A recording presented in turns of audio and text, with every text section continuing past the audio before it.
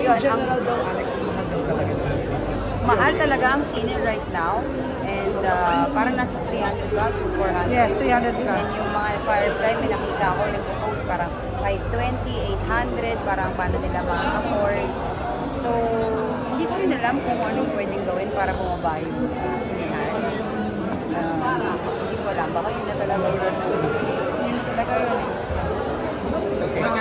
Kung kailan mas mura gumawa ng film. Pero Mars, magandang pamaskong mundo. Gift sa inyo to. Yes. Humingi ako ng 2.5 dun sa 250,000. Sana mabigay. Charot. Alex, ang cast ba nag-expect na the film would win Best Picture? Yes, nag-expect ako. Nag-expect ako. Pero, Best Picture eh, syempre. Oo, yung mga Best Actor, Best Actress, wala kami niyan. Wala naman kaming issues naman. Pero syempre, Best Picture, alam ko ko. In reaction naman po, na-nominate naman po kayo for Best Supporting. Yes, touching. Buti nga eh. Hindi ko kasi alam kung anong category talaga ako eh. Pero yung syempre yung anak mo sa pelikula, nanalo ng Best Child Performer. Oo, okay yun.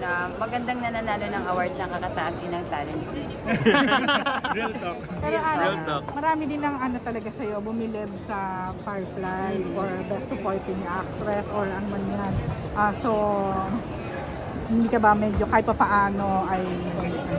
Sa tagal ko na sa industry. Makatagal naman dyan, akala mo naman. Sa tagal ko na sa industry. At saka short lang naman yung role ko sa Firefly. Pero kahit short ay napaka... Yes, pero syempre, hindi natin maalis na may mga artista mas mahirap yung ginawa, mas matagal. I'm sure napanood nyo naman siguro yun. Wala namang hindi deserving sa mga nanalo. Hindi ko kasi napanood, pero kayo naman. Pero ano